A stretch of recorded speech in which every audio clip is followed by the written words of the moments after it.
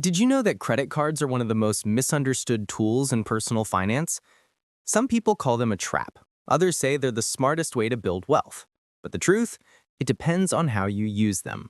In this video, we'll break down in simple terms what a credit card really is, how it differs from a debit card, how payments actually move behind the scenes, how credit card companies make their money, how interest and interest-free days really work, and what happens if you don't pay off your balance in full.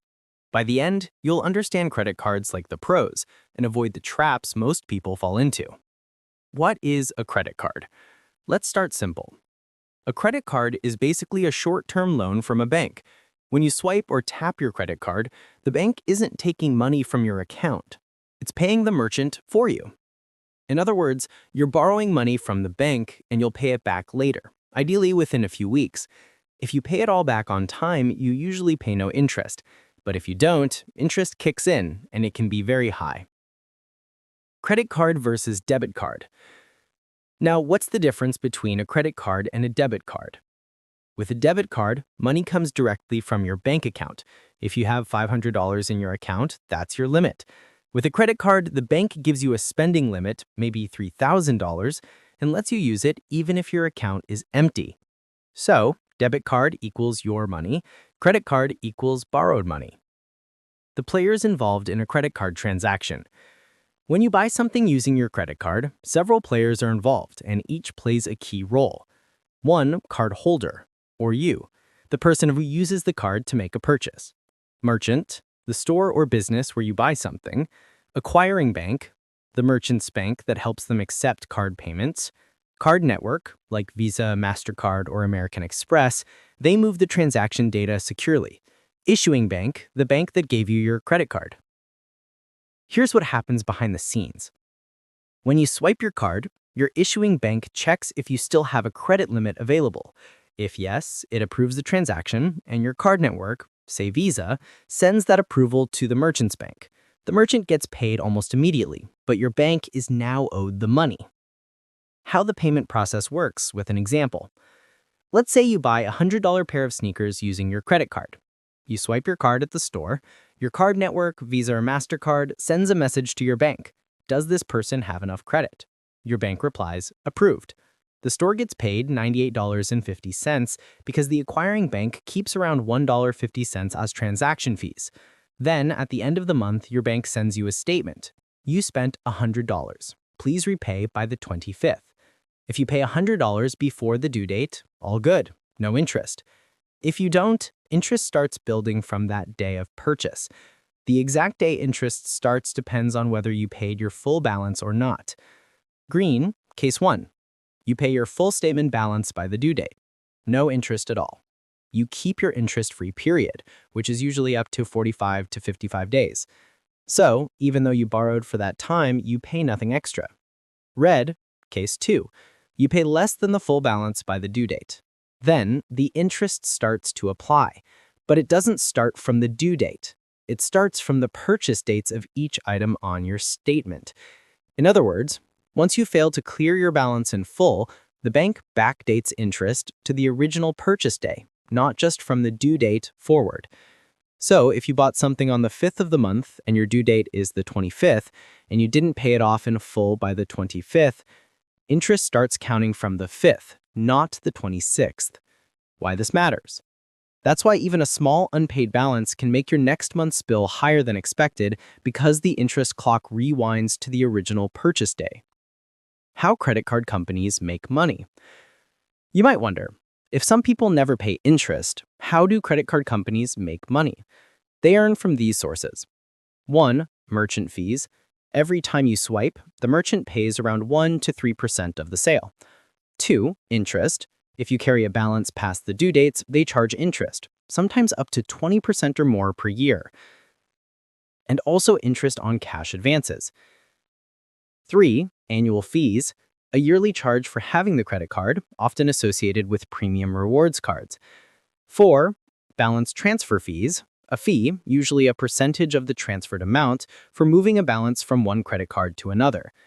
5. Cash advance fees. A fee, often a percentage of the cash amount for withdrawing cash from an ATM or bank using the credit card. 6. Late fees and charges. Miss a payment? That's another source of income for them. So, whether you pay interest or not, credit card companies still profit because merchants and other customers cover the rest. How credit card interest is calculated. Now, let's talk about how interest really works, because this is where most people get trapped. Interest is calculated on your average daily balance, not just what's left at the end of the month. For example, if your card charges 20% annual interest, that's about 1.67% per month. If you owe $1,000 and only pay $800 by the due date, interest is charged daily on the remaining balance until you clear it. So even a few days' delay can cost you more than you think. Yes, interest is charged only on the unpaid amount, but the calculation and timing can make it feel like more because of how credit card systems work. Note that credit card companies typically apply your payment to the oldest balances first, unless your card terms specify otherwise. By Zaida. Example scenario. Let's say your total statement balance is $1,000. You only pay $800 before the due date.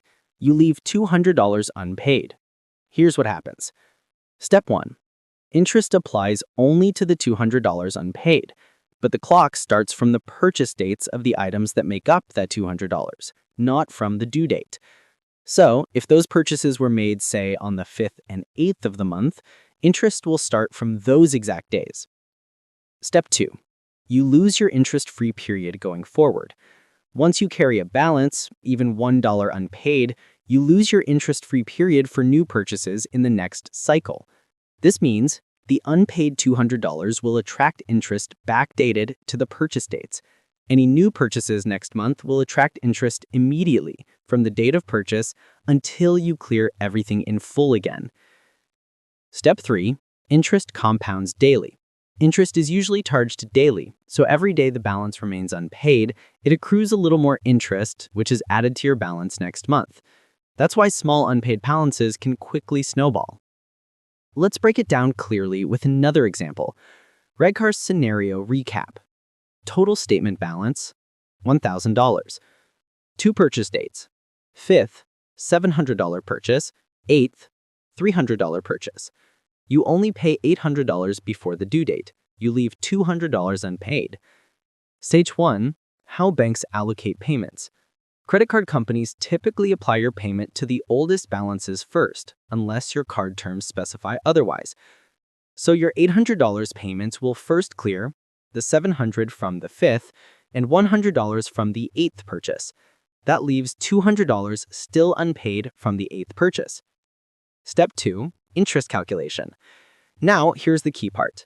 Interest will be charged only on the $200 unpaid, and it will be calculated from the purchase date of that portion, which is the 8th, the date the remaining $200 came from. So, no interest from the 5th purchase, it's fully paid off.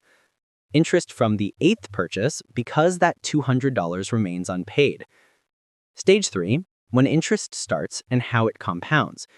Interest on that $200 will start from October 8th in this example, and continue accruing daily until the day you pay it off in full. When your next statement is generated, you'll see the $200 carried forward, plus the interest that has built up from October 8th until the statement date. What are interest-free days? You've probably heard of up to 55 interest-free days. So what does that actually mean?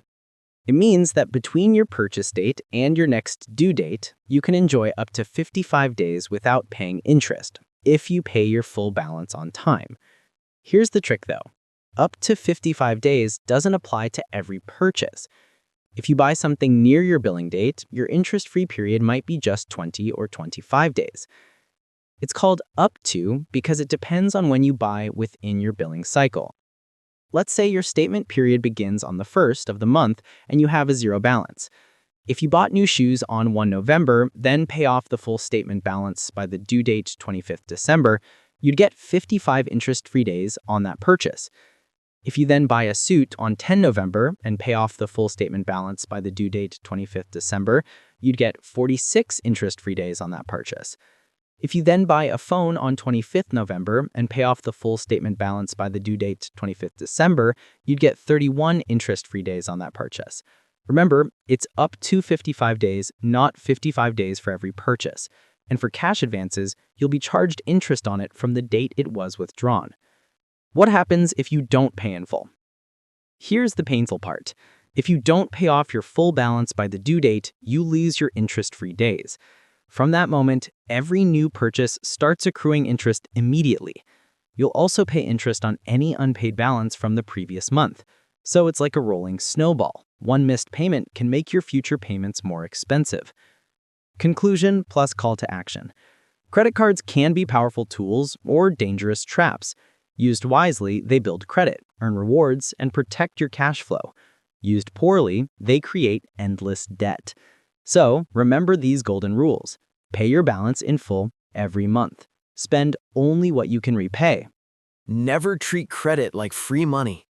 If this video helped you understand credit cards better, hit the like button, share it with a friend who needs to hear this, and don't forget to subscribe for more smart money explainers.